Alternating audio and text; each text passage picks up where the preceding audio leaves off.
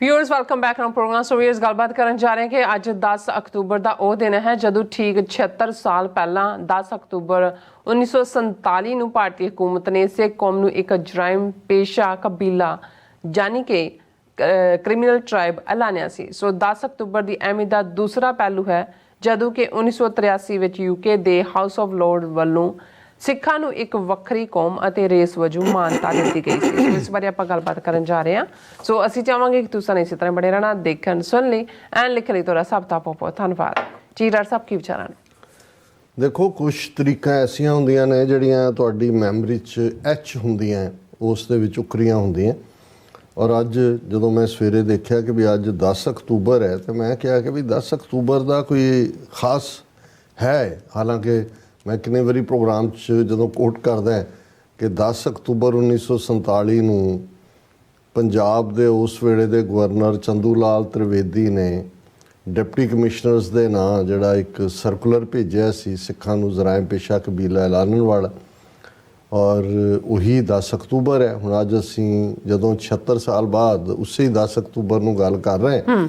ਔਰ ਬਹੁਤ ਵਾਰ ਜਿਨ੍ਹਾਂ ਨੂੰ ਸਿਰਫ ਜੂਨ 84 ਤੋਂ ਬਾਅਦ ਹੀ ਨਜ਼ਰ ਆਉਂਦਾ ਹੈ ਕਿ ਭਾਈ ਜੇ ਇੰਦਰਾ ਗਾਂਧੀ ਹਮਲਾ ਨਾ ਕਰਦੀ ਤੇ ਫਿਰ ਜਿਹੜਾ ਉਹ ਨਹੀਂ ਸੀ ਹੋਣਾ, ਭਾਰਤ ਨਾਲ ਹੀ ਸਿੱਖਾਂ ਨੇ ਰਹਿਣਾ ਸੀ, ਤੇ ਇਸ ਕਿਸਮ ਦੀ ਕਲਾਸ ਹੈ ਆਪਣਿਆਂ ਦੀ, ਉਹ ਇਹ ਭੁੱਲ ਜਾਂਦੇ ਨੇ ਕਿਉਂਕਿ ਉਹਨਾਂ ਦਾ ਕੋਈ ਸਿਧਾਂਤ ਜਾਂ ਥਿਓਲੋਜੀ ਜਾਂ ਮਿਸਟਿਸਿਜ਼ਮ ਜਾਂ ਰੂਹਾਨੀਅਤ ਨਾਲ ਤਾਂ ਸੰਬੰਧ ਨਹੀਂ ਹੈ।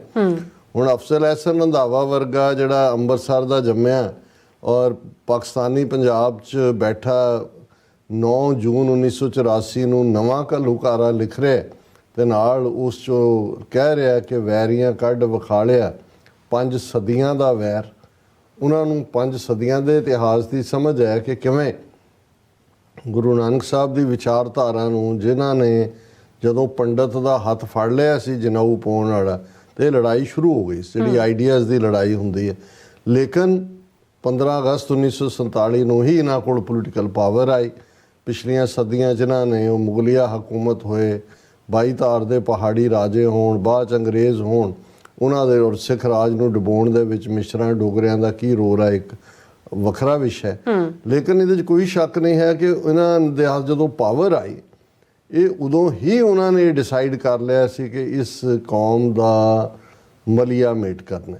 ਅਦਰਵਾਈਜ਼ ਕੋਈ ਰੀਜ਼ਨ ਹੈ ਕੋਈ ਵੀ? ਤੁਸੀਂ ਕਿਸੇ ਦੁਨੀਆ ਦੀ ਕਚਹਿਰੀ 'ਚ ਖਲੋ ਕੇ ਕਿ ਭਾਈ ਜਿਨ੍ਹਾਂ ਨੇ 80% ਤੋਂ ਜ਼ਿਆਦਾ ਕੁਰਬਾਨੀਆਂ ਕੀਤੀਆਂ ਨੇ, ਜਿਨ੍ਹਾਂ ਨੇ ਅੰਗਰੇਜ਼ਾਂ ਦੀ ਅੱਡ ਮੁਲਕ ਦੀ ਆਫਰ ਛੱਡੀ, ਜਿਨ੍ਹਾਂ ਸਾਹਿਬ ਦੀ ਜਿਹੜੀ ਆ ਆਫਰ ਨੂੰ ਜਿਹੜਾ ਉਹ ਛੱਡਿਆ ਔਰ ਇੱਧਰ ਆਉਣਾ ਕਬੂਲ ਕੀਤਾ, 40% ਉਹਨਾਂ 'ਚੋਂ ਉਜੜ ਗਏ ਸਦੀਆਂ ਤੋਂ ਜਿੱਥੇ ਉਹਨਾਂ ਦੇ ਪੁਰਖੇ ਵਸਦੇ ਸੀ। ਖੁਸ਼ਹਾਲ ਸਿੱਖ ਜਿਹੜੇ ਲਹਿੰਦੇ ਪੰਜਾਬ 'ਚੋਂ, ਸਿੰਧ 'ਚੋਂ ਔਰ ਫਰੰਟੀਅਰ 'ਚੋਂ ਨਿਕਲ ਕੇ ਇੱਥੇ ਆਏ ਆਪਣੇ ਘਰਾਂ ਦੇ ਜੀ ਮਰਵਾ ਕੇ। 40% ਹਰ ਦੂਸਰਾ ਬੰਦਾ ਜਿਹੜਾ ਹੈ ਉਹ ਉਸ ਹਾਲ 'ਚੋਂ ਬੈਠੇ ਹੋਏ ਨੇ ਕਿ ਭਾਈ ਉਹਨਾਂ ਨੂੰ ਕੋਈ ਪਤਾ ਨਹੀਂ ਹੈ। ਕਈਆਂ ਦੇ ਕੋਈ ਅੱਜ ਵਾਂਗ ਕੋਈ ਸੋਸ਼ਲ ਮੀਡੀਆ ਦਾ ਜ਼ਮਾਨਾ ਨਹੀਂ ਸੀ ਕਿ ਤੁਸੀਂ ਇੱਥੇ ਪੋਸਟ ਪਾਈ ਤਾਂ ਪਤਾ ਹੀ ਨਹੀਂ ਸੀ। ਕਈ ਤਾਂ ਜਿਹੜੇ ਨੇ ਉਹ ਟੱਬਰਾਂ ਦੇ ਵਿਛੜੇ 2-2 ਸਾਲ ਬਾਅਦ ਮਿਲੇ। ਉਹਨਾਂ ਨੂੰ ਹੁੰਦਾ ਸੀ ਕਿਹੜੇ ਕੈਂਪ 'ਚ ਨੇ, ਹਿਸਾਰ ਕੈਂਪ 'ਚ ਨੇ ਕਿ ਖਾਲਸਾ ਕਾਲਜ ਜਿਹੜਾ ਕੈਂਪ ਲੱਗਾ ਉਹਦੇ 'ਚ ਨੇ ਕਿ ਫਲਾਣੇ ਕੈਂਪ 'ਚ ਬੈਠੇ ਹੋਏ ਨੇ। ਕੋਈ ਅਚਾਨਕ ਮਿਲ ਪੈਂਦਾ ਸੀ, ਪਤਾ ਹੀ ਨਹੀਂ ਸੀ ਕੌਣ ਕਿੱਥੇ ਵਿਛੜ ਗਿਆ ਜਿੱਧਰੋਂ ਜਿਹੜਾ ਜਿਸ ਕਾਫਲੇ ਦੇ ਨਾਲ ਆਇਆ। ਹੁਣ ਉਹਨਾਂ ਹਾਲਾਤਾਂ 'ਚ 15 ਅਗਸਤ ਤੋਂ ਤੁਸੀਂ 10 ਅਕਤੂਬਰ ਤੱਕ ਦਿਨ ਗਿਣ ਲਓ ਕਿੰਨੇ ਬਣਦੇ ਨੇ। ਅਜੇ ਜਿਹੜੇ ਨੇ ਉਹ 2 ਮਹੀਨੇ ਵੀ ਨਹੀਂ ਸੀ ਹੋਏ। ਔਰ ਇਹ ਸਰਕੂਲਰ ਅੱਜ ਦਾ ਦਿਨ 10 ਅਕਤੂਬਰ 1947 ਔਰ ਉਹਦੇ ਐਗਜ਼ੈਕਟ ਲਫ਼ਜ਼ Sikhs as a community are a lawless people and are menaced to the law-abiding Hindus in the province. They are a criminal tribe. Deputy commissioners should take special measures against them. ਕਿ ਸਿੱਖ ਜਿਹੜੇ ਨੇ ਇਹ ਬੇਕਾਨੂੰਨੇ ਲੋਕ ਨੇ, ਕਿਸੇ ਕਾਨੂੰਨ 'ਚ ਨਹੀਂ ਰਹਿੰਦੇ, ਔਰ ਇਹ ਜਿਹੜੇ ਕਾਨੂੰਨ ਮੰਨਣ ਵਾਲੇ ਹਿੰਦੂ ਨੇ ਇਸ ਸੂਬੇ ਦੇ, ਉਹਨਾਂ ਦੇ ਲਈ ਇਹ ਵੱਡਾ ਖਤਰਾ ਨੇ। ਇਹ 10 ਅਕਤੂਬਰ 1947 ਦਾ ਸਰਕੂਲਰ। ਔਰ ਉਹਨਾਂ ਨੇ ਕਿਹਾ ਵੀ ਇਹ ਕਿਉਂਕਿ ਗਵਰਨਰ ਨੇ ਜ਼ਿਲ੍ਹਿਆਂ ਦੇ ਡਿਪਟੀ ਕਮਿਸ਼ਨਰਸ ਨੂੰ ਭੇਜਿਆ। 29 ਜ਼ਿਲ੍ਹੇ ਸੀ 47 ਤੋਂ ਪਹਿਲਾਂ ਪੰਜਾਬ ਦੇ, 13 ਜ਼ਿਲ੍ਹੇ ਇੱਧਰ ਆਏ ਅਤੇ 16 ਜ਼ਿਲ੍ਹੇ ਪਾਕਿਸਤਾਨ ਦੇ ਪੰਜਾਬ ਦਾ ਹਿੱਸਾ ਬਣੇ। ਉਹਨਾਂ 13 ਜ਼ਿਲ੍ਹਿਆਂ ਦੇ ਵਿੱਚ ਵੀ ਸਿਰਫ 2 ਜਾਂ 3 ਜ਼ਿਲ੍ਹਿਆਂ ਦੇ ਡਿਪਟੀ ਕਮਿਸ਼ਨਰ ਸਿੱਖ ਸੀ। ਉਹਨਾਂ 'ਚੋਂ ਵੀ ਇੱਕ ਅੱਧੇ ਦੇ ਸਿਰ ਤੇ ਕੇਸ ਨਹੀਂ ਸੀ, ਇੱਕ ਅੱਧਾ ਮੁਰਦਾ ਜ਼ਮੀਰ ਸੀ। ਤੇ ਸਰਦਾਰ ਕਪੂਰ ਸਿੰਘ ਉਦੋਂ ਦਾ ਡਿਸਟ੍ਰਿਕਟ ਕਾਂਗੜਾ ਜਿਹੜਾ ਸੀ, ਜਿਹਦੇ 'ਚ ਕੁੱਲੂ, ਲਾਹੌਲ, ਸਪੀਤੀ ਇਹ ਸਾਰਾ ਸੀ, ਉਹਨਾਂ ਨੇ ਇਸ ਦੇ ਉੱਤੇ ਇਤਰਾਜ਼ ਕੀਤਾ। ਉਹਨਾਂ ਨੇ ਵਾਪਸ ਲਿਖਿਆ ਕਿ ਵੀ ਇਹ, ਕਿਉਂਕਿ ਉਹ ਡਿਪਟੀ ਕਮਿਸ਼ਨਰ ਨੂੰ ਕਹਿ ਰਹੇ ਨੇ ਵੀ ਇਹਨਾਂ ਨੂੰ ਟਰੀਟ ਕਰੋ ਲਾਈਕ ਏ ਕ੍ਰਿਮੀਨਲ ਪੀਪਲ, ਇਹ ਤਾਂ ਖਤਰਾ ਨੇ ਹਿੰਦੂਆਂ ਦੇ ਲਈ। ਔਰ ਉਹਨਾਂ ਨੇ ਜਦੋਂ ਇਤਰਾਜ਼ ਕੀਤਾ, ਉਹਦਾ ਨਤੀਜਾ ਅਸੀਂ ਅਕਸਰ ਦੱਸਦੇ ਹਾਂ ਕਿ ਭਾਈ ਉਹਨਾਂ ਦੇ ਉੱਤੇ ਝੂਠੇ ਚਾਰਜ ਲਾ ਕੇ ਉਹਨਾਂ ਦੀ 13-14 ਸਾਲ ਦੀ ICS ਹੋਣਾ ਬਹੁਤ ਵੱਡੀ ਗੱਲ ਸੀ। ਉਹਨਾਂ ਨੂੰ ਦੀ ਨੌਕਰੀ ਗਈ, ਕੇਸ ਚੱਲਿਆ, ਸੁਪਰੀਮ ਕੋਰਟ ਤੱਕ ਗਿਆ, ਪਰ ਉਹਨਾਂ ਨੂੰ ਬਹਾਲ ਤੱਕ ਹੀ ਕਰਨਾ ਸੀ, ਪੈਨਸ਼ਨ ਵੀ ਨਹੀਂ ਦਿੱਤੀ ਗਈ। ਔਰ ਉਦੋਂ ਹੀ ਉਹਨਾਂ ਨੇ ਜਦੋਂ ਇਹ ਸਾਚੀ ਸਾਖੀ 'ਚ ਅਲਫਾਜ਼ ਕਹੇ ਕਿ ਮੁਲਕ ਹਿੰਦੂ ਕਾ, ਰਾਜ ਤਿਕੜੀ ਕਾ, ਗੁਰੂ ਰਾਖਾ ਭਾਈ ਸਿੱਖੜੇ ਕਾ, ਹਕੀਕਤ ਇਹ ਹੈ। ਹੁਣ ਮੈਂ ਕੁਦਰਤੀ ਕਈ ਵਾਰੀ ਤੁਸੀਂ ਟਾਈਮ ਲਾਈਨ ਦੇਖਦੇ ਹੋ ਜਾਂ ਉਸ ਸਾਰੇ ਦੇ ਨਾਲ ਕੰਪੈਰੀਜ਼ਨ ਕਰਦੇ ਹੋ।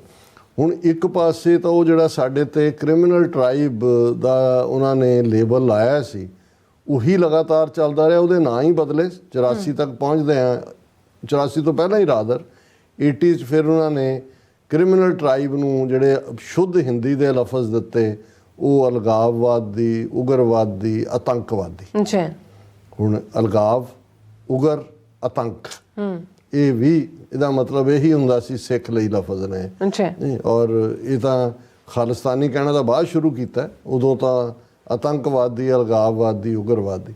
ਹੁਣ ਇਹ ਉਹ ਪੀਰੀਅਡ ਹੈ ਵੀ ਇੱਕ ਪਾਸੇ ਤਾਂ ਸਿੱਖ ਉੱਥੇ ਇਸ ਕੰਮ ਨੂੰ ਸਾਬਤ ਕਰਨ ਤੇ ਲੱਗੇ ਹੋਏ ਨੇ, ਇਸ ਗੱਲ ਨੂੰ ਕਿ ਵੀ ਅਸੀਂ ਜਿਹੜੇ ਆ ਉਹ ਤਾਂ ਬੜੇ ਸ਼ਾਂਤਮਈ ਆ, ਦੇਖੋ ਅਸੀਂ ਇੰਨੀਆਂ ਕੁਰਬਾਨੀਆਂ ਕੀਤੀਆਂ, ਅਸੀਂ ਇੰਨਾ ਕਿੱਥੋਂ ਕਿੱਥੇ ਪਹੁੰਚ ਗਏ, ਆਪਣਾ ਫਾਂਸੀ ਦੇ ਰੱਸੇ, ਕਾਲਾ ਪਾਣੀ, ਦੂਜਾ ਉਹਦੇ ਤੇ ਮੈਂ ਅਕਸਰ ਉਹ ਪਿਆਰਾ ਸਿੰਘ ਨਿਰਛਲ ਦੀਆਂ 2 ਲਾਈਨਾਂ ਦੁਹਰਾ ਦਿੰਦਾ ਹੁੰਦਾ ਕਿ ਬਾਜ਼ੀ ਲੈ ਗਏ ਭਾਨੇ ਸ਼ਾਹ ਹੋਰੀ, ਅਸੀਂ ਧੌਣ ਬਣਾਉਣ ਦੇ ਯਾਰ ਹੀ ਰਹੇ। ਉਹ ਤਾਂ ਕਹਾਣੀ ਮੁੱਕ ਗਈ।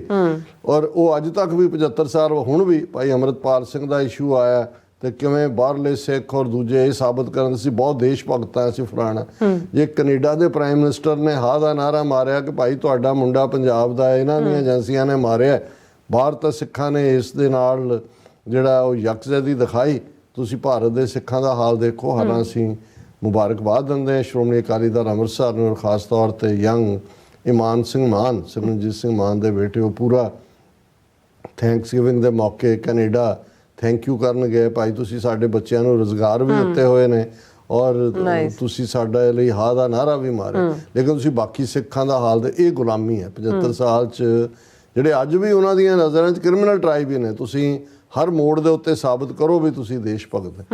ਹੁਣ ਇਹੋ ਜਿਹਾ ਇੱਕ ਮਾਜਰਾ ਜਿਹੜਾ ਸਬੰਧ UK ਦੇ ਨਾਲ ਹੈ, ਹਾਲਾਂ ਉਸ ਦੀ ਸ਼ੁਰੂਆਤ ਤਾਂ ਡਿਫਰੈਂਟ ਤੋਂ ਹੋਈ ਕਿਉਂਕਿ ਉੱਥੋਂ ਦੇ ਇੱਕ ਪ੍ਰੋਮੀਨੈਂਟ ਵਕੀਲ ਸੀ ਬਰਮਿੰਗਮ ਦੇ, ਉਹਨਾਂ ਨੇ ਆਪਣੇ ਬੇਟੇ ਨੂੰ ਜਿਹੜਾ ਉੱਥੋਂ ਦੇ ਇੱਕ ਪ੍ਰੋਮੀਨੈਂਟ ਸਕੂਲ ਦੇ ਵਿੱਚ ਭੇਜਿਆ ਔਰ ਉਹ ਸਕੂਲ ਵਾਲਿਆਂ ਨੇ ਕਿਹਾ ਕਿ ਜੀ ਦੇਖੋ ਇਹ ਜਿਹੜਾ ਐਜਬੈਸਟਨ ਜਿਹੜਾ boys school, private boys school in Edgbaston, ਇਹ ਜਿਹੜੇ ਵਕੀਲ ਸੀ ਜਿਨ੍ਹਾਂ ਨੇ ਆਪਣੇ ਬੇਟੇ ਨੂੰ ਭੇਜਿਆ, ਇਹ ਮਿਸਟਰ ਮੰਡਾਲਾ ਜਾਂ ਮੰਡਲਾ, ਕਿਉਂਕਿ ਸਪੈਲਿੰਗ ਅੰਗਰੇਜ਼ੀ 'ਚ ਮੰਡਲਾ ਹੋਏਗਾ ਮੋਸਟ ਲਾਈਕਲੀ, ਜਾਂ ਮਾਂਡਲਾ, ਉਹਨਾਂ ਦਾ ਬੇਟਾ ਸੀ, ਦਸਤਾਰ ਸਜਾਉਂਦਾ ਸੀ, ਛੋਟਾ ਪਟਕਾ ਔਰ ਦੂਜਾ ਕੇਸ ਰੱਖੇ ਹੋਏ ਸੀ। ਸਕੂਲ ਵਾਲਿਆਂ ਨੇ ਕਿਹਾ ਜੀ ਇਹ ਜਿਹੜਾ ਇਹ ਸਾਡੇ ਡਿਸਿਪਲਨ ਜਾਂ ਸਾਡੇ ਦੇ ਮੁਤਾਬਕ ਨਹੀਂ ਹੈ, ਇਹਨੂੰ ਜਿਹੜਾ ਇਜਾਜ਼ਤ ਨਹੀਂ ਦਿੱਤੀ ਜਾ ਸਕਦੀ ਕੇਸ ਰੱਖਣ। ਔਰ ਦੂਜੇ ਦੀ ਉਹਨਾਂ ਨੇ ਜਿਹੜੇ ਸੀ ਬੈਰਿਸਟਰ ਸਾਹਿਬ, ਉਹਨਾਂ ਨੇ ਆਪਣੇ ਬੇਟੇ ਨੂੰ ਤਾਂ ਕਿਸੇ ਹੋਰ ਸਕੂਲ 'ਚ ਪਾ ਦਿੱਤਾ, ਪਰ ਉਹਨਾਂ ਨੇ ਜਿਹੜੀ ਰੇਸ ਰਿਲੇਸ਼ਨ ਵਾਲਾ ਅਪੀਲ ਕੋਰਟ ਸੀ ਉਸ ਦੇ ਵਿੱਚ ਉਹਨਾਂ ਨੇ ਜਿਹੜੀ ਹੈ ਅਪੀਲ ਦਾਇਰ ਕੀਤੀ ਕਿ ਭਾਈ ਇਹ ਡਿਸਕ੍ਰਿਮੀਨੇਸ਼ਨ ਕੀਤੀ ਗਈ ਹੈ। ਹੁਣ ਜਿਹੜਾ ਜੁਲਾਈ 1982 ਦੇ ਵਿੱਚ ਉਸ ਨੂੰ ਲਾਰਡ ਡੈਨਿੰਗ ਜਿਹੜਾ ਕਿ ਸੀ ਉਸ ਕੋਰਟ ਦਾ ਹੈਡ, ਉਹਨੇ ਉਸ ਕੇਸ ਨੂੰ ਸੁਣਿਆ ਕਿ ਬਈ ਸਿੱਖ ਹੋਣ ਦੇ ਨਾਤੇ ਇਹਦੇ ਨਾਲ ਡਿਸਕ੍ਰਿਮੀਨੇਸ਼ਨ ਹੁੰਦਾ। ਲੇਕਿਨ ਉਸ ਅਪੀਲ ਕੋਰਟ ਨੇ ਵੀ ਸਕੂਲ ਦੇ ਹੱਕ 'ਚ ਫੈਸਲਾ ਦਿੱਤਾ ਹੈ ਕਿਉਂਕਿ ਇਸ ਸਾਰੇ ਦਾ ਆਧਾਰ ਸੀ ਰੇਸ ਰਿਲੇਸ਼ਨਸ ਐਕਟ 1976 ਕਿ ਰੇਸ ਆਧਾਰਿਤ ਵਿਤਕਰਾ ਨਹੀਂ ਹੋ, ਰੇਸ ਨਸਲ ਨੂੰ ਕਹਿੰਦੇ ਨੇ। ਹੁਣ ਇਹ ਜਿਹੜਾ ਲਾਰਡ ਡੈਨਿੰਗ ਹੈ ਇਹ ਆਪਣੇ ਫੈਸਲੇ 'ਚ ਕਹਿੰਦਾ ਹੈ ਕਿ ਭਾਈ ਸਿੱਖ ਜਿਹੜੇ ਨੇ ਉਹ ਰੇਸ ਰਿਲੇਸ਼ਨ ਐਕਟ ਦੇ ਥੱਲੇ ਪ੍ਰੋਟੈਕਟ ਨਹੀਂ ਹੁੰਦੇ ਕਿਉਂਕਿ ਸਿੱਖ ਕੋਈ ਅੱਡ ਰੇਸ ਨਹੀਂ ਹੈ, ਧਰਮ ਹੈ ਅੱਡ ਲੇਕਿਨ ਰੇਸ ਨਸਲ ਨਹੀਂ ਹੈ। ਔਰ ਇਹ ਜਿਹੜਾ ਐਕਟ ਹੈ ਰੇਸ ਰਿਲੇਸ਼ਨਸ ਐਕਟ, ਉਹਦੇ ਥੱਲੇ ਕਿਉਂਕਿ ਰੇਸ ਨਹੀਂ ਨੇ, ਇਸ ਲਈ ਇਹਨਾਂ ਨੂੰ ਇਹ ਜਿਹੜੇ ਕੋਈ ਡਿਸਕ੍ਰਿਮੀਨੇਸ਼ਨ ਨਹੀਂ ਹੋਈ। ਸਕੂਲ ਨੂੰ ਹੱਕ ਹੈ ਕਿ ਉਹ ਕਿਸੇ ਹਿੱਪੀ ਨੂੰ ਨਾ ਆਣ ਦੇ, ਕਿਸੇ ਸਕਿਨ ਹੈਡ ਨੂੰ ਨਾ ਆਣ ਦੇ, ਔਰ ਦੂਜਾ ਤੀਜਾ ਇਹ ਅਪੀਲ ਕੋਰਟ ਦਾ ਜਿਹੜਾ ਹਿੱਸਾ ਸੀ ਉਹਦਾ ਵੀ ਉਹ ਸਿੱਖਾਂ ਦੇ ਖਿਲਾਫ ਗਿਆ। ਹੁਣ ਜਿਹੜਾ ਫਾਈਨਲ ਬਚਿਆ ਸੀ ਹਾਊਸ ਆਫ ਲਾਰਡਸ, ਔਰ ਇਹ ਕੇਸ ਜਿਹੜਾ ਅੱਜ ਜਦੋਂ ਅਸੀਂ 10 ਅਕਤੂਬਰ ਦੀ ਗੱਲ ਕਰ ਰਹੇ ਹਾਂ, 10 ਅਕਤੂਬਰ ਨੂੰ ਹੀ ਫਿਰ ਬਹੁਤ ਵੱਡਾ 1982 ਦੀ ਗੱਲ ਹੈ, ਔਰ ਇਹ ਪੀਰੀਅਡ ਸੀ ਜਦੋਂ ਆਲਰੇਡੀ ਧਰਮਯੁੱਧ ਮੋਰਚਾ ਸ਼ੁਰੂ ਹੋ ਚੁੱਕਾ ਸੀ, ਔਰ ਉੱਥੇ ਵੀ ਖਬਰਾਂ ਜਿਹੜੀਆਂ ਨੇ ਉਹ ਦੇਖੀਆਂ ਜਾ ਰਹੀਆਂ ਸੀ ਵੀ ਇਹ ਤਾਂ ਯੂਕੇ ਨੇ ਕਿਸ ਲੈਵਲ ਤੇ ਇਹ ਚਲੇ ਗਏ ਨੇ। ਔਰ ਇੱਕ ਬਹੁਤ ਵੱਡਾ ਜਲੂਸ ਅੱਜ ਦੇ ਦਿਨ ਜਿਹੜਾ ਉਹਨਾਂ ਨੇ, ਜਿਹਨੂੰ ਬਾਬਾ ਪੂਰਨ ਸਿੰਘ ਕੋਈ ਸੀ, ਉਹਨਾਂ ਦੀ ਅਗਵਾਈ 'ਚ ਨਿਕਲਿਆ ਹਾਈਡ ਪਾਰਕ ਤੋਂ 10 ਡਾਊਨਿੰਗ ਸਟਰੀਟ ਤੱਕ, ਜਿੱਥੇ ਕਿ 75,000 ਸਿੱਖਾਂ ਨੇ ਇੱਕ ਪੈਟੀਸ਼ਨ ਤੇ ਦਸਤਖਤ ਕੀਤੇ ਹੋਏ ਸੀ ਕਿ ਇਹ ਅਪੀਲ ਕੋਰਟ ਦੇ ਲਾਰਡ ਡੈਨਿੰਗ ਨੇ ਜਿਹੜਾ ਫੈਸਲਾ ਦਿੱਤਾ ਹੈ ਇਹ ਬਿਲਕੁਲ ਗਲਤ ਹੈ, ਔਰ ਇਹ ਸਾਨੂੰ ਜਿਹੜਾ ਇਸ ਚੋਂ ਰਾਹਤ ਦਿੱਤੀ ਜਾਏ। ਸੋ ਹੁਣ ਇਹ ਕੇਸ ਜਿਹੜਾ ਸੀ ਇਹ ਫਾਈਨਲੀ ਹਾਊਸ ਆਫ ਲਾਰਡਸ ਦੇ ਵਿੱਚ ਪਹੁੰਚਿਆ, ਔਰ ਇਹ ਹਾਊਸ ਆਫ ਲਾਰਡਸ ਦਾ ਫੈਸਲਾ ਜਿਹੜਾ ਇਸ ਨੇ ਫਿਰ ਇਕੱਲਾ ਇਹੀ ਨਹੀਂ ਕਿ ਸਿੱਖਾਂ ਨੂੰ ਧਰਮ ਦੇ ਤੌਰ ਤੇ ਅੱਡ ਮਾਨਤਾ ਉਹ ਤੋਂ ਪਹਿਲਾਂ ਵੀ ਸੀ ਯੂਕੇ ਦੇ ਵਿੱਚ, ਪਰ ਉਹਨਾਂ ਨੇ ਹਾਊਸ ਆਫ ਲਾਰਡਸ ਨੇ ਸਿੱਖਾਂ ਨੂੰ ਅੱਡ ਰੇਸ ਵੀ ਮੰਨਿਆ, ਨਸਲ ਵੀ ਮੰਨਿਆ। ਹੁਣ ਜਦੋਂ ਅਸੀਂ ਅਮਰੀਕਾ ਦੇ ਵਿੱਚ ਸੈਂਸਸ 'ਚ ਸਿੱਖਾਂ ਨੂੰ ਅੱਡ ਰੇਸ ਦੇ ਐਥਨੀਸਿਟੀ ਰੇਸ ਦੇ ਖਾਨੇ 'ਚ ਰਖਵਾਇਆ, ਤੇ ਇਹਦਾ ਵੀ ਆਧਾਰ ਇਹੀ ਸੀ ਕਿ ਭਾਈ ਸਾਨੂੰ ਤਾਂ ਈਵਨ ਹਾਊਸ ਆਫ ਲਾਰਡਸ ਨੇ ਵੀ ਅੱਡ ਰੇਸ ਮੰਨੇ। ਔਰ ਇਹ ਜਦੋਂ ਹਾਊਸ ਆਫ ਲਾਰਡਸ ਦੇ ਵਿੱਚ ਗਿਆ, ਉੱਥੇ ਜਿਹੜੇ ਨੇ ਉਹ 5 ਉਹਨਾਂ ਦੇ ਪੈਨਲ ਸੀ ਪੂਰਾ ਜੱਜਾਂ ਦਾ ਔਰ ਲਾਰਡਸ ਦਾ, ਔਰ ਇਹ ਜਿਹੜਾ ਫੈਸਲਾ ਲਾਰਡ ਫਰੇਜ਼ਰ ਸੀ ਟੁਲੀ ਬੈਲਟਨ ਦੇ, ਉਹਨਾਂ ਨੇ ਉਸ ਜਿਹੜਾ ਕੋਰਟ ਆਇਆ ਸੀ ਐਪੈਲੇਟ ਕੋਰਟ ਉਹਦੇ ਖਿਲਾਫ ਫੈਸਲਾ ਦਿੰਦਿਆਂ ਕਿਹਾ, ਉਹਨਾਂ ਨੇ ਕਿਹਾ ਕਿ ਬਈ ਇਹ ਜਿਹੜਾ 1976 ਦਾ ਐਕਟ ਹੈ ਜਿਹਦੇ ਥੱਲੇ ਤੁਸੀਂ ਇਹਨਾਂ ਨੂੰ ਸਿੱਖਾਂ ਨੂੰ ਅੱਡ ਐਥਨੀਸਿਟੀ ਨਹੀਂ ਮੰਨਦੇ, ਪਰ ਉਸ ਦੇ ਸਿੱਖ ਕਿਵੇਂ ਸੈਪਰੇਟ ਐਥਨੀਸਿਟੀ ਨੇ ਜਾਂ ਰੇਸ ਨੇ, ਉਹਨਾਂ ਨੇ ਕਿਹਾ ਕਿ ਬਈ ਦਾ ਕੰਡੀਸ਼ਨਸ ਵਿਚ appear to me to essential are these: a long shared history of which group is conscious as distinguishing it from other groups and the memory of which it keeps alive। ਕਿ ਸਿੱਖਾਂ ਦੀ ਸਿੱਖ ਕਿਉਂਕਿ ਇੱਕ ਅੱਡ group ਹੈ ਜਿਨ੍ਹਾਂ ਦੀ ਇੱਕ ਆਪਣੀ history ਹੈ ਜਿਸ ਨੂੰ ਉਹ ਯਾਦ ਕਰਦੇ ਨੇ ਆਪਣੀ ਅਰਦਾਸ ਦੇ ਰੂਪ 'ਚ, ਔਰ ਇਹ ਜਿਹੜੀ ਕਲੈਕਟਿਵ ਮੈਮਰੀ ਦੇ ਵਿੱਚ ਇਹ ਹਿਸਟਰੀ ਦੀ ਕੰਟੀਨਿਊਟੀ ਹੈ। ਇਹ cultural tradition of its on including family and social customs and manners, often but not necessarily associated with religious observance. In addition to these two essential characteristics, the following characteristics are in my opinion relevant। ਉਹਨਾਂ ਨੇ ਕਿਹਾ ਫਿਰ ਸਿੱਖਾਂ ਦੀ ਇੱਕ ਆਪਣੀ cultural tradition ਹੈ, ਤਹਿਜ਼ੀਬੀ ਉਹਨਾਂ ਦਾ part ਹੈ, ਫੈਮਿਲੀ, ਸੋਸ਼ਲ ਕਸਟਮ, ਮੈਨਰਸ ਬਾਕੀਆਂ ਨਾਲੋਂ ਵੱਖਰੇ ਨੇ, ਪਰ ਇਹਨਾਂ ਦੇ ਨਾਲ ਜਿਹੜੇ ਹੋਰ ਪੁਆਇੰਟ ਵੀ ਨੇ, either a common geographical origin or descent from a small number of common ancestors। ਕਿ ਇਹਨਾਂ ਦੇ ਐਨਸੈਸਟਰ ਪੰਜਾਬ 'ਚ ਸੀ ਔਰ ਇਹ ਉਸੇ ਖਿੱਤੇ ਦੇ ਨਾਲ ਜੀਓਗ੍ਰਾਫਿਕਲ ਖਿੱਤੇ ਦੇ ਨਾਲ ਵੀ ਜੁੜੇ ਹੋਏ ਨੇ। ਇਹ common language not necessarily peculiar to the group। ਇੱਕ ਕਾਮਨ ਲੈਂਗੁਏਜ ਆ ਉਹਨਾਂ ਦੀ, ਬੇਸ਼ੱਕ ਪੰਜਾਬੀ ਦੂਸਰੇ ਲੋਕ ਵੀ ਬੋਲਦੇ ਨੇ, ਪਰ ਸਿੱਖਾਂ ਦੀ ਤਾਂ ਹੈ ਹੀ ਮਾਦਰੀ ਟੰਗ ਪੰਜਾਬੀ, ਦੂਸਰਿਆਂ ਨੇ ਤਾਂ ਬਦਲ ਲਈ, ਇੱਕ ਹਿੰਦੀ 'ਚ ਚਲੇ ਗਏ, ਇੱਕ ਉਰਦੂ 'ਚ ਚਲੇ ਗਏ, ਔਰ ਸਿੱਖਾਂ ਲਈ ਤਾਂ ਹੈ ਹੀ ਹੈ, ਇਸ ਲਈ ਨੈਸੈਸਰਲੀ ਉਸੇ ਜੀਓਗ੍ਰਾਫਿਕਲ ਖਿੱਤੇ 'ਚ ਵੀ ਨੇ ਔਰ ਉਹਨਾਂ ਦੀ ਆਪਣੀ ਲੈਂਗੁਏਜ ਵੀ ਹੈ। ਇਹ common literature peculiar to the group, literature ਵੀ ਸਾਡਾ ਹੈ, ਸਾਡਾ ਸਕ੍ਰਿਪਚਰ ਆਪਣੀ ਹੈ, ਸਾਡਾ ਇਤਿਹਾਸ ਸਾਹਿਤ ਵੱਖਰਾ ਹੈ। ਇੱਕ common religion different firm all that of neighbouring groups ਔਰ ਫਰਮ ਦਾ ਜਨਰਲ ਕਮਿਊਨਿਟੀ ਸਰਾਊਂਡਿੰਗ। ਇੱਕ ਵੱਖਰਾ ਧਰਮ ਹੈ ਜਿਹੜਾ ਦੂਸਰੇ ਧਰਮਾਂ ਦੇ ਤੋਂ ਵੱਖਰਾ ਹੈ, ਮੇਲ ਨਹੀਂ ਖਾਂਦਾ। ਬੀਇੰਗ ਏ ਮਾਈਨੋਰਿਟੀ ਔਰ ਬੀਇੰਗ ਐਨ ਓਪਰੈਸਡ ਔਰ dominate group within a larger community, for example a conquered people, ਕਿ ਭਈ ਇਹ ਮਾਈਨੋਰਿਟੀ ਵੀ ਨੇ ਔਰ ਜਦੋਂ ਜਿਹੜੇ ਲੋਕ ਆਉਂਦੇ ਨੇ ਉਹਨਾਂ ਨੇ ਕੰਕਰ ਕੀਤਾ, ਉਹਨਾਂ ਦੇ ਥੱਲੇ ਇਹ say the inhabitants of England shortly after the Norman Conquest, ਉਹਨੇ ਉਦਾਹਰਣ ਦਿੱਤਾ ਆਪਣੀ ਗੱਲ ਕਹਿਣ ਲਈ। Their conquerors might both be ethnic groups। he went on to approve the test set by Richardson J in the county court। ਜਿਹੜੇ ਇਤਰਾਜ਼ ਕਰਕੇ ਉਹਨੇ ਕੇਸ ਨੂੰ ਨਹੀਂ ਸੀ ਮੰਨਿਆ ਲੋਅਰ ਕੋਰਟ ਨੇ, ਉਹਨੇ ਉਹਨਾਂ ਸਾਰਿਆਂ ਦੀਆਂ ਧੱਜੀਆਂ ਉਡਾਈਆਂ ਔਰ ਫਿਰ ਉਹਨੇ ਆਪਣੇ ਫੈਸਲੇ ਦੇ ਫਾਈਨਲ ਲਿਖਿਆ ਕਿ ਭਾਈ ਇਹ group is identifiable in terms of its ethnic origins if it is a segment of the population distinguished from others by a sufficient combination of shared customs, belief, traditions, characteristics। The ਅਖੀਰਲੀ line ਉਹਨੇ ਕਹੀ, they held that Sikhs were a racial or ethnic group. ਹੁਣ ਇਹ House of Lords ਦਾ decision ਸੀ ਕਿ ਸਿੱਖ ਇੱਕ ਅੱਡ ਐਥਨੀਸਿਟੀ ਵੀ ਨੇ, ਸਿੱਖ ਇੱਕ ਅੱਡ ਨਸਲ ਵੀ ਨੇ, ਸਿੱਖ ਇੱਕ ਅੱਡ ਕੌਮ ਵੀ ਨੇ। ਔਰ ਮੈਨੂੰ ਯਾਦ ਹੈ ਕਿ ਜਿਸ ਦਿਨ ਇਹ ਫੈਸਲਾ ਆਇਆ, ਇਹ ਫੈਸਲਾ ਜਿਹੜਾ ਆਇਆ ਇਹ 83 ਦੇ ਵਿੱਚ ਆਇਆ, ਇਹਦੀ ਡੇਟ ਵੀ ਹੈ 24 ਮਾਰਚ 1983 ਨੂੰ, ਕਿਉਂਕਿ 10 ਅਕਤੂਬਰ ਨੂੰ ਤਾਂ ਉਹ ਵੱਡਾ 75,000 ਲੋਕਾਂ ਦੀ ਪੈਟੀਸ਼ਨ ਸਬਮਿਟ ਕੀਤੀ ਗਈ। ਔਰ ਉਦੋਂ ਸੰਤ ਗੁਰੂ ਨਾਨਕ ਨਿਵਾਸ ਦੀ ਛੱਤ ਦੇ ਉੱਤੇ ਹੀ ਸੀ, ਕੁਦਰਤੀ ਮੈਂ ਵੀ ਦਰਬਾਰ ਸਾਹਿਬ ਦੀਦਾਰ ਲਈ ਗਿਆ, ਉੱਥੇ ਹਾਜ਼ਰੀ ਭਰ ਰਿਹਾ ਸੀ ਤੇ ਉਹ ਖਬਰ ਵੱਡੀ ਸੀ ਕਿ ਭਾਈ ਸਿੱਖਾਂ ਨੂੰ ਇੱਕ ਅੱਡ ਰੇਸ ਔਰ ਐਥਨੀਸਿਟੀ, ਤੇ ਸੰਤਾਂ ਨੇ ਮੁਬਾਰਕ ਦਿੱਤੀ ਸੀ। ਉਹਨਾਂ ਨੇ ਕਿਹਾ ਵੀ ਇਹੀ ਗੱਲ ਅਸੀਂ ਇੱਥੋਂ ਦੇ ਇਹਨਾਂ ਨੂੰ ਕਹਿੰਦੇ ਆ ਕਿ ਸਿੱਖ ਨਿਸ਼ਚੈਵਾਚਕ ਇੱਕ ਅਲੱਗ ਕੌਮ ਹੈ।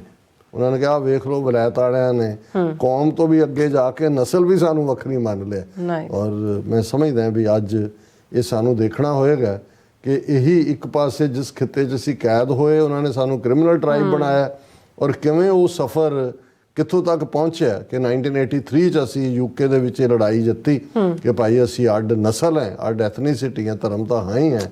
ਔਰ ਫਿਰ 5 ਮਿਲੀਅਨ ਸਿੱਖ ਡਾਇਸਪੋਰਾ ਅੱਜ ਆਪਣੀ ਤਾਕਤ ਨੂੰ ਕਿਵੇਂ ਮਨਾ ਰਿਹਾ ਕਿ ਅੱਜ ਅਸੀਂ ਆਪਣੇ ਆਜ਼ਾਦ ਵਤਨ ਖਾਲਿਸਤਾਨ ਦੀ ਕਾਇਮੀ ਦੇ ਨੇੜੇ ਟੁਕੇ ਹੋਏ ਹਾਂ। ਜੀ ਡਾਕਟਰ ਸਾਹਿਬ ਤੁਹਾਡਾ ਬਹੁਤ ਬਹੁਤ ਸ਼ੁਕਰੀਆ। ਸੋ ਥੈਲੇ ਨਾ ਬ੍ਰੇਕ ਫਿਊਅਰਸ ਤੁਸੀਂ ਇਸੇ ਤਰ੍ਹਾਂ ਬਣੇ ਰਹਿਣਾ। ਮਿਲਦੇ ਹਾਂ ਛੋਟੇ ਜਿਹੇ ਬ੍ਰੇਕ ਤੋਂ ਬਾਅਦ।